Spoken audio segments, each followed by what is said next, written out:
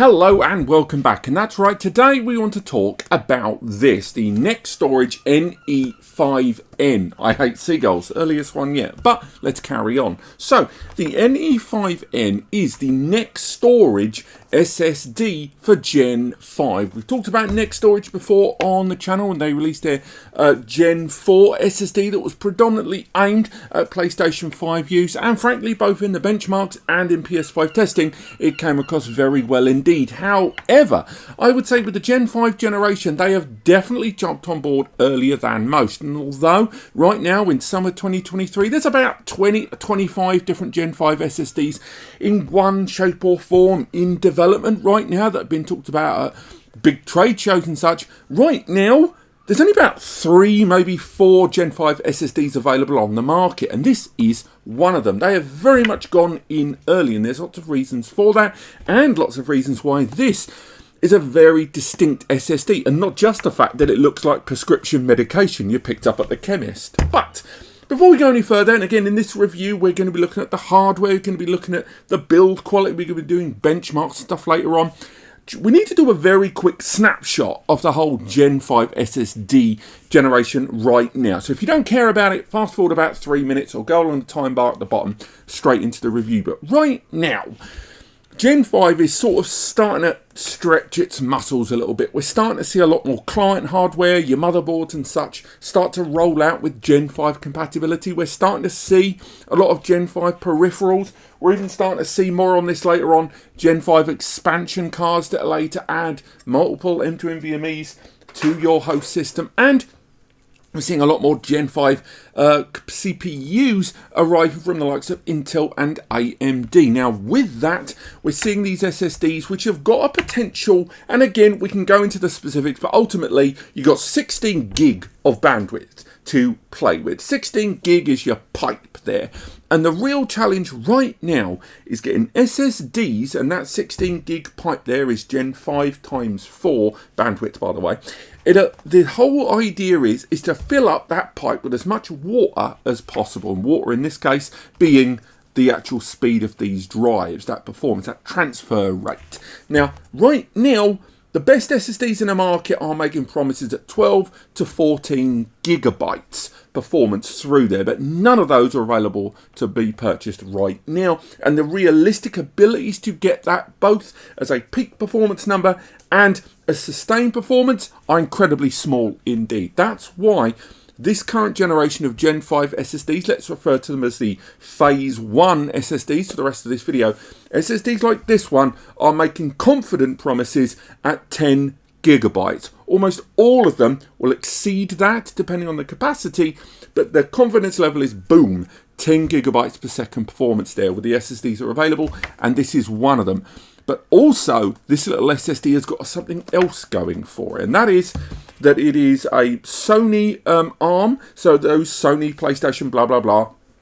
It is owned by them, it's a Sony subsidiary, but now it's also part invested by Phison themselves. Phison are the ones that have released the controller for this device, and indeed Phison and their E26 controller is available on like 85% of all of the Gen 5 SSDs that are being worked on. That 20 to 25 SSDs that we talked about just now, the majority of them are Phison. There's an integrate controller knocking around the IG5666 and the Silicon Motion SM2508. Those controllers, although Gen 5 and are being developed, they take up a very small amount of the industry. Therefore, all of these other SSDs that are available now or rolling out, Phison has a big stake in how well they do, and when updates in firmware and abilities by Phison and the little tweaks in the firmware roll out, the further these SSDs are in the queue, the quicker they will benefit from those innovations. And that's why these guys being backed by Phison,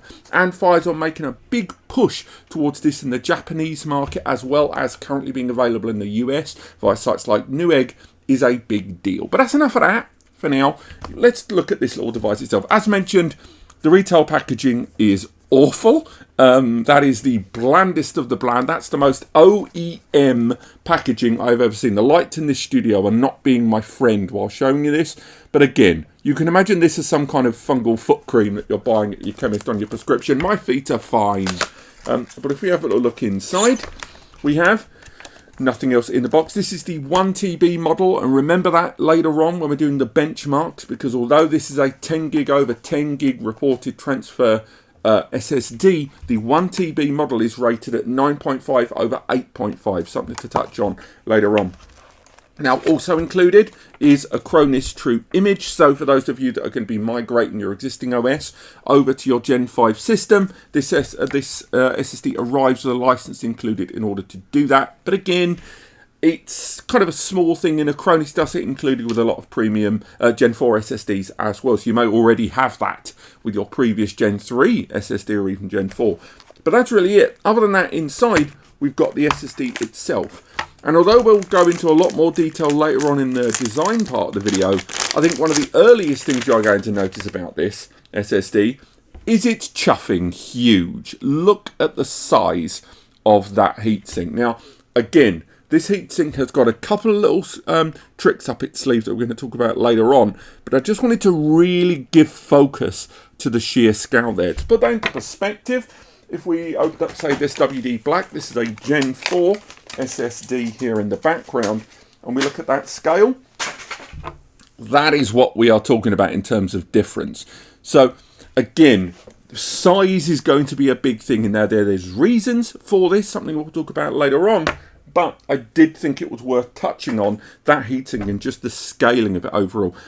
I mean, with regard to this retail kit, there's not much to write home about. I mean, again, all of the warranty information, the 5-year specifications, all that kind of stuff is written into the back there. And pretty much that's all you're going to need. And although that license is useful, I wouldn't say that's making up a predominant part of the price. Because a number of you may have noticed when looking at this online, it ain't cheap. Even for Gen 5 SSDs, it's not that cheap. It's not the most expensive right now. But with the 2TB drive knocking around for between $499 and $550 for the 2TB, and the 1TB knocking around for about $300, give or take, that's a lot of price per terabyte here. So next up, we're going to start talking about the design of this drive, because that's one of the areas I would say that this SSD kind of proves itself a little bit.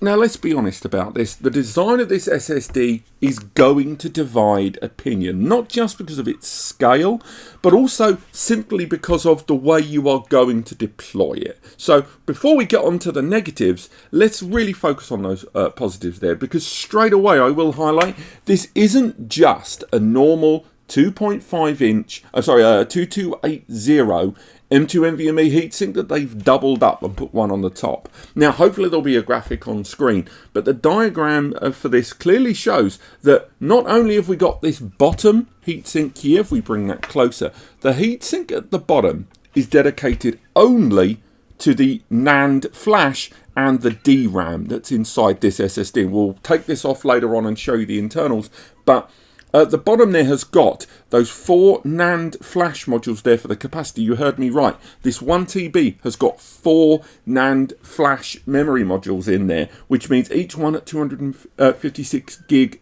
each results in a better overarching read and write from those, because there's 4 of them to choose from, but more on that later on.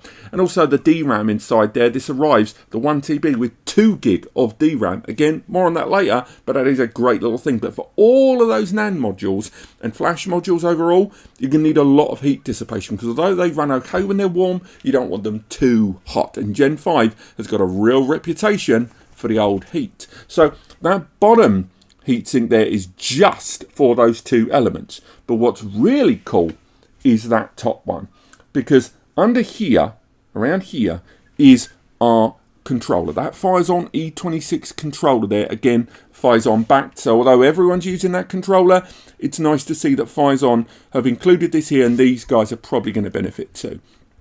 Now, on top of that controller is a copper panel there with some dissipation gel underneath there, and there's a copper panel leading into a copper heat pipe there at the top. This entire top heatsink there is only for the controller.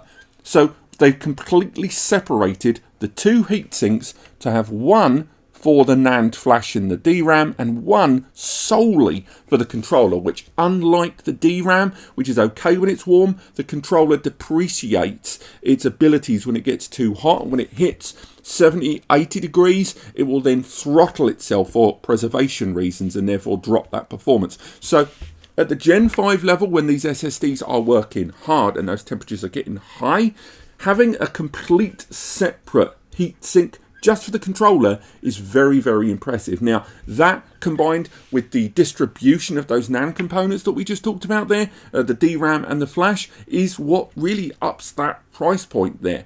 Because unlike a lot of other SSDs out there that would have a single heatsink for all of the components and have half the number of flash modules for the storage and half the amount of DRAM, that results in fewer components being needed, lesser heat dissipation, and overall lower price point. So that's part of what makes this price point higher on this SSD. And obviously its early adoption and its relative exclusivity in the market also impacts that price point as well. But overall, the build quality of this is very, very good. And although I was concerned at first about those two heatsinks being back to back there, they do not contact.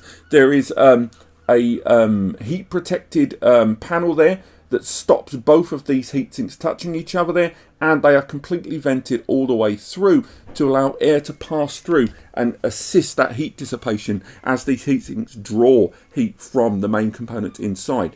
You know, I'm going to make no bones about this. On this channel, I've talked a lot about heatsinks and heat dissipation on SSDs, but at the Gen 5 generation, I think we need to all agree that they are now mandatory. And although there are SSDs released in the market that do not include proprietary heatsinks with them, I think that is because there is still a burgeoning market to buy your own third-party heatsinks if you choose to. But third-party heatsinks, as good as they can be, bear in mind that some of them will require additional power, and some of them, because they've got fans, will make more noise. Whereas this one not only is completely silent, but because it's not drawing any extra power, we're talking very small amounts of power.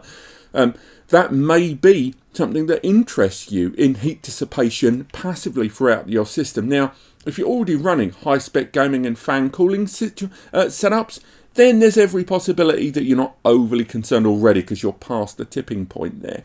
But nonetheless, having a first-party attached passive heatsink is important that it is done at the factory level. That means it's in a dust-controlled environment. It is done strategically based on the controller and the chip layout of the SSD. Whereas if you use a third-party heatsink, whether it is that you use just a standard block silent one or a fan assisted one, if you get one after your SSD, then the application of heat dissipation is more general because these are designed for a multitude of different chip layouts on the SSD. And although the differences are very small from one SSD to another, the placement of the controller, the placement of NAND, how many DRAM modules, that still means that the proprietary first-party heatsinks have all of those things directly applied where they are needed the most. So never lose sight of the, particularly in the Gen 5 generation, never lose sight of the importance of a proprietary first-party heatsink that's been attached at the factory level. Then, of course, we've got to talk about the height of this heatsink, because although I'm really impressed by the build quality of it, there's no denying that if you are running a more compact system, and I know there aren't a lot of micro kind of ITX MoBos right now that have got Gen 5 on them, it's going to be very CPU dependent for those, and those bigger CPUs require better cooling, so therefore those motherboards are more limited. The smaller scope ones, even the larger PC cases where you may have Gen 5 on there, the size of this SSD may be a concern. What do I mean by that? Well, the first generation, and indeed even the second generation of Gen 5 motherboards for PC, gaming rigs or editing suites that had Gen 5 support, most of them did not have, out the gate, an M.2 NVMe slot on board to pop in your SSD. The majority of them had one or two Gen 5 x 16 upgrade slots there. Now you can use that upgrade slot for a lot of things, but a number of those first generation MoBos that had Gen 5 included upgrade cards like this one. Now this upgrade card would allow you to install a Gen 5 SSD on the card and then install this card inside the first generation Gen 5 PC motherboard. On top of that, a lot of these cards like this one have got multiple slots on board, some of which are all Gen 5, some of which are Gen 5 and Gen 4, and in that realm, that's when you have to think a little bit about throttling and shared bandwidth on the Gen 5 x 16 card. But the point I'm making is, if you're running one of the first or even second gen Gen 5 motherboards out there, the first releases of those boards, and you don't have an M.2 slot and you're going to be using these cards, think about the height of this card in your system. That is a lot of space to be thinking about there, and if you've got this card installed near a GPU or you're putting it on the bottom of your arrangement of card slots, that's still quite a lot of space to be thinking about. Not only between cards, with this potentially in the wrong slot occupying 2 spaces, but on top of that, when you are utilizing this in that environment, is this going to be blocking active airflow elsewhere? So do check in advance what the arrangement of your M.2 slots are on your system, whether you have a Gen 5 slot on your system, and also, even if you're not going for this, Gen 5 SSDs as a whole are all going to be getting very warm. Let's go back to that heatsink there. The majority of Gen 5 SSD heatsinks that are really designed for the higher end riggers that Gen 5 is going to be going to are exceptionally tall, and indeed that one there is even taller than the Nextorage. But that's enough talking about the hardware there. Let's open this up and look at those components in detail.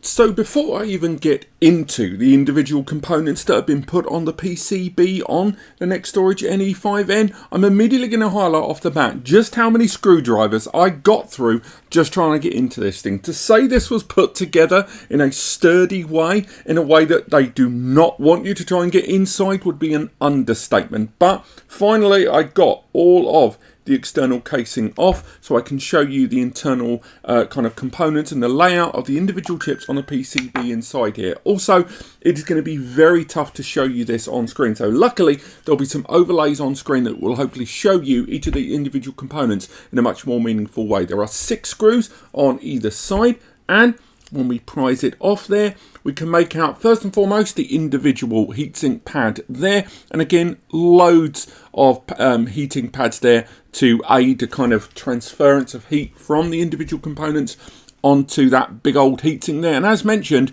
if you look there at the top, it's a copper based heatsink there at the top, and the rest is completely different. So there is that separation between the two of what each of the heatsinks are doing. And if we slowly remove the original SSD from inside here, trying our best not to break the dang thing, and underneath is further padding there, because as mentioned, this is a 2-sided or double-sided, even though it's the 1 TB model, a double-sided SSD. So we've got that all in there, and there is our SSD there with all of our lovely components to look at there. Now, I will also highlight, while we're looking at this, if we look at the rear, those additional components there, and hopefully on screen you'll be able to see the zooms and the close-up of each of those individual components. But let's go through them one by one.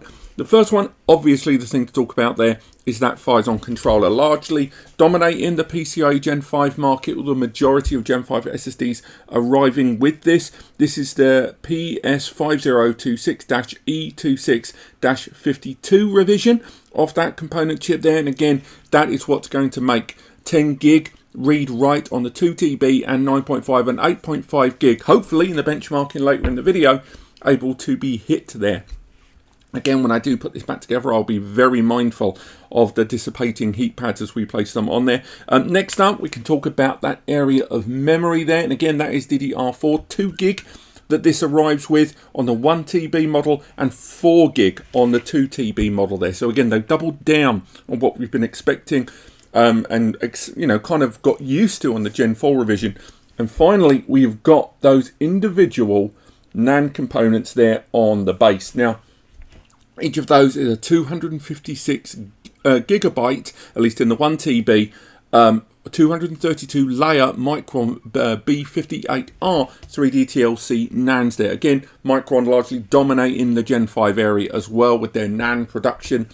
And all of that adds up to an SSD here with a huge displacement of all of those components, that is where those improvements in durability and indeed those improvements in read and writes can be made. And hopefully with the layout of these chips as they are, again, comparable to that of the Gen 4 generation behind it, are going to add up to some great performance numbers inside. I will say it's a clean installation there. There is an absolute ton of dissipation made possible there throughout the whole thing, but overall I can't really fault what I'm seeing here, and each of the individual components are kind of what you would expect in a Gen 5 SSD. But what we want to know is the performance. How is this going to do in our test rig? Now, when we do test it, obviously we're running on a Gen 5 system, but it is again a 1 TB model. So the performance numbers we're looking at here, the quoted ones, are 9.5 gigabytes sequential read and 8.5 gigabytes sequential write. But again, the real demon of this is going to be about oversaturation, because even with this drive having that 2 gig of DRAM there on board, and even with the distribution of those NAND cells all the way around, you know, oversaturation is going to be something of a hurdle. So I'll be very surprised if, although read performance should be very, very good, write performance will almost certainly see something of a bottleneck there.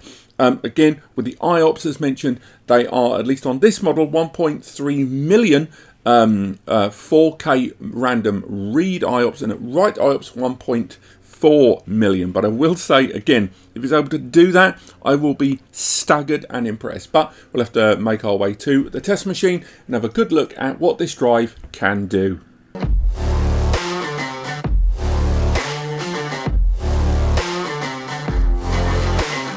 Okay, so we've made our way onto the desktop of my test machine here. As you can see in the top right of the screen, there is the 1 TB drive installed. And again, we are running on that Gen 5 ×4 lane there, so we are at full speed. NVMe 2.0, everything on the bells and whistles, and everything's running pretty smoothly, I would say. We've already done one initial test just to make sure things were running fine. And you can see the results there at the top left of the screen. And for those that are wondering, if we make our way into the system specs, you can see here that we are running right now a 12th generation i5 processor here with 16 gig of DDR5. We're not running any kind of GPU cards in here, and we're running Windows 10 Pro. But straight away, I would say those results are pretty darn good for the most part, very early doors. We've got well in excess of 9.5 gig there, and I would say, remember, this drive is rated for the 1 TB, 9.5 gigabytes per second sequential read and 8.5 gigabytes per second sequential write. And on both of those stats, the provisional 1 gig test file that we did on this SSD did prove, you know, quite good results. Indeed, on the mixed results, that was still very good indeed, I would say, there straight away at 7.5 there, close to it.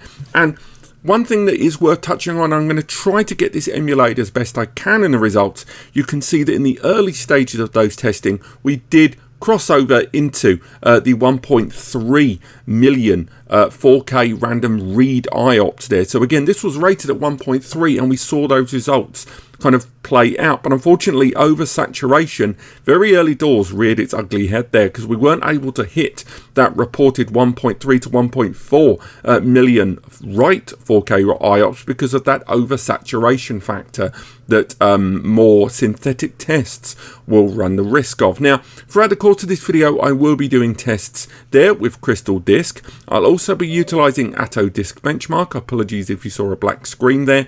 And on top of that, we'll also be running SSD there on the top.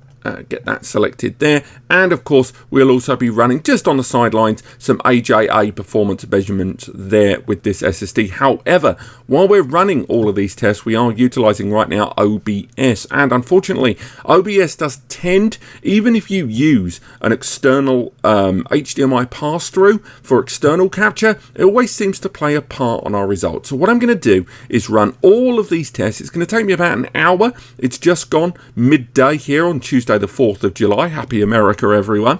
And it should take me about an hour to run all of these tests. And when they're done, I'm going to walk through all of them with you. For you, it'll be a matter of moments, but for me, it's going to be 1 hour and a sandwich later. The last thing I will highlight just before I go into those tests is to do with the temperature there. Now, Ignore the fact that it's doubled over itself in this stat. That's because I had to reset the clock on this system because it wasn't set to daylight savings, and the result was that it actually overwrote itself in terms of the time. So when I booted the SSD, for the first 10 minutes before we ran any test, it was settled there at 34 degrees, and when we ran that initial 1 gig test file test there with the crystal disk, it went up to 43 degrees. And if we go ahead and we refresh that there, we're down to 37 degrees. Let's bring that graph back.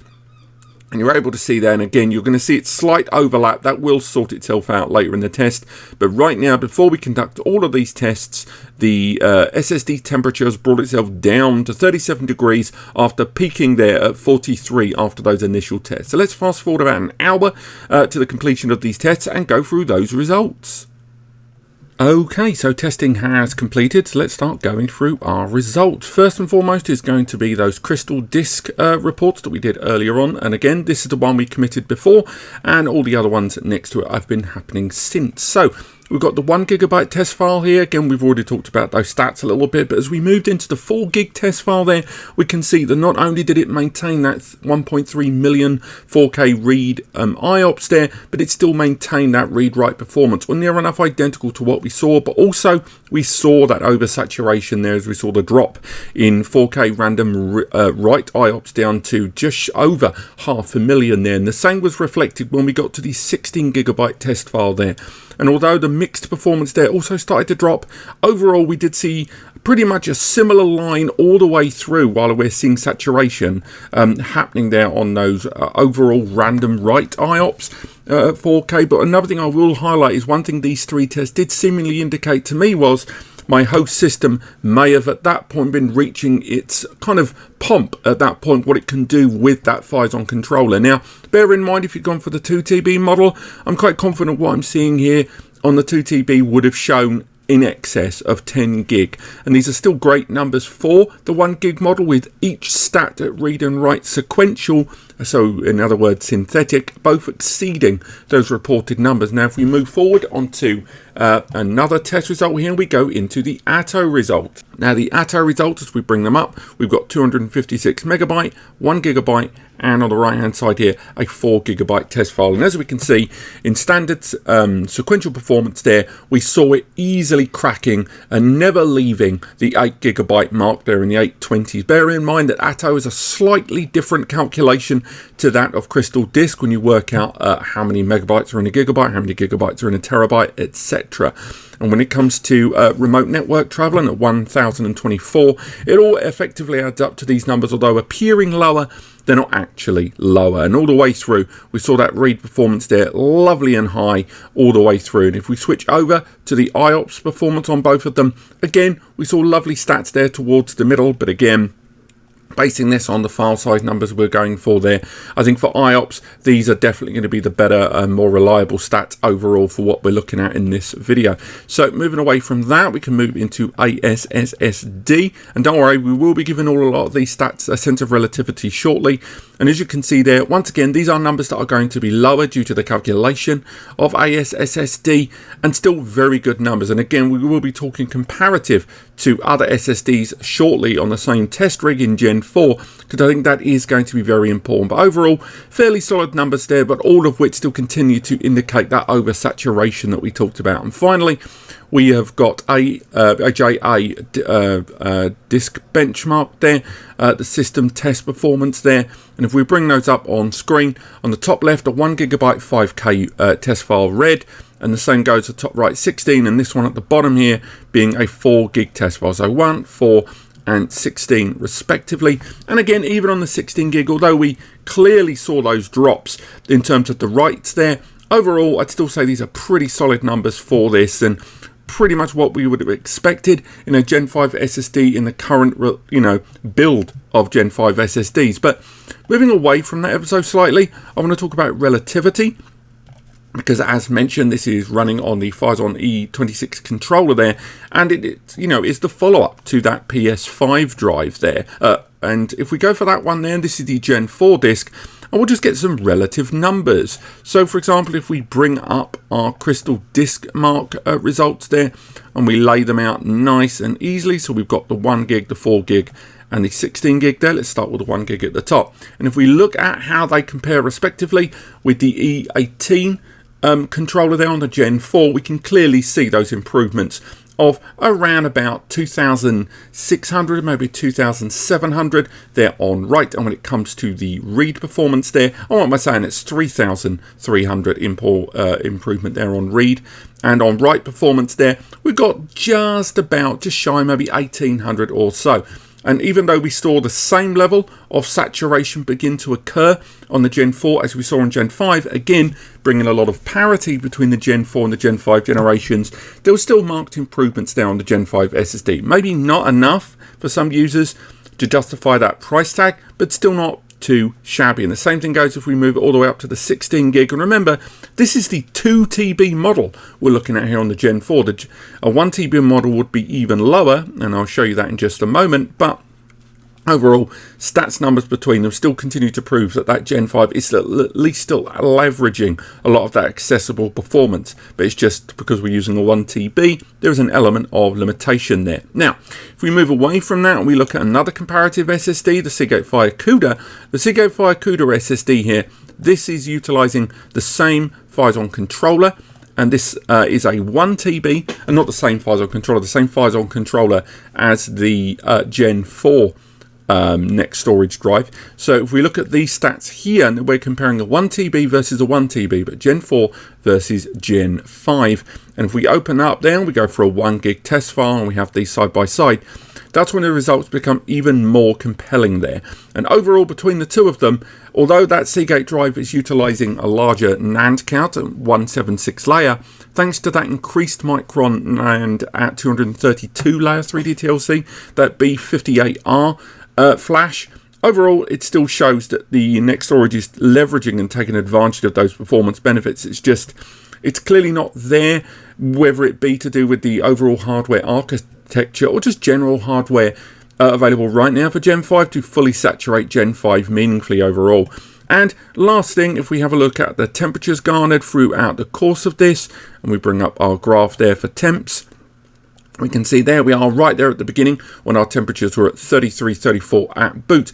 And at the highest point, this was during the Atto disk benchmarks, we reached a height of 54 degrees. And remember, that was a huge amount of testing there over the course of about 45 to 50 minutes overall. So although it did climb, we can also see that it decreased, and that's because that was the most hardcore testing there being done, those Atto disk benchmark tests, which are by far the longest and most designed to hit the SSD quite comprehensively. So that was kind of as high as things went at 54 degrees. Now, to give that a little sense of perspective, if we look at, for example, the WD Black, and we'll go for the WD Black SN850, and we look at those temps, we can see that SSD exceeded 60 degrees overall. And that's got a much smaller heatsink there. And the same was true when we moved over to the 2 TB drive in the WD Black SN850X in previous videos. When we look at those temps, and it got as high as 72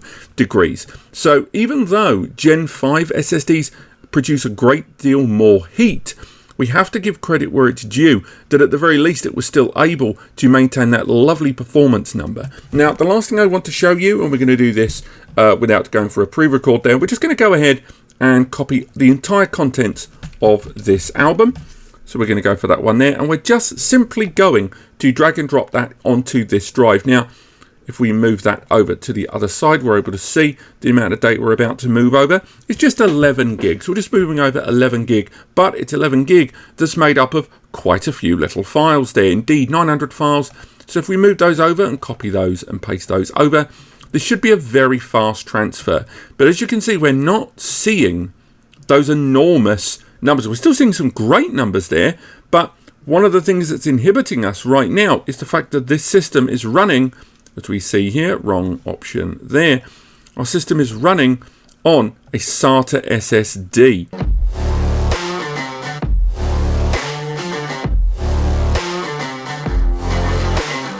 Overall, I'd say right now that the Nextorage SSD does deliver what it promises, at least what we can say here from the performance numbers.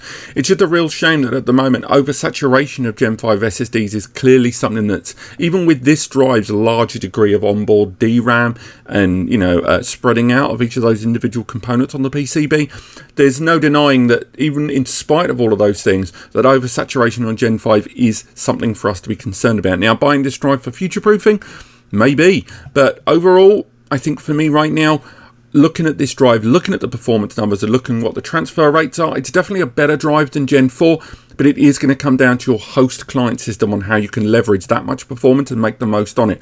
If you are looking at a Gen 5 SSD, this one is quite expensive. You are paying for a better distribution of NAND, you're paying for a better heatsink than most are out there, and you're paying for twice of that onboard memory. And the numbers we've seen do kind of indicate that this is a good drive within the Gen 5 genre as it stands right now. But it is going to come down to that client system. It is going to come down to how much you want to jump aboard Gen 5, and also whether you're going to be using high frequency databases or larger sequential chunky data like multimedia, because that is going to play its part in oversaturation of the cache. But this has been our review of the Nextorage NE5N Gen 5 SSD. What do you think? Let me know what you think in the comments. There should be a written review with more information and more benchmarks and tests that are being conducted right now added to that article, so I recommend you check that out. But otherwise, thank you so much for watching.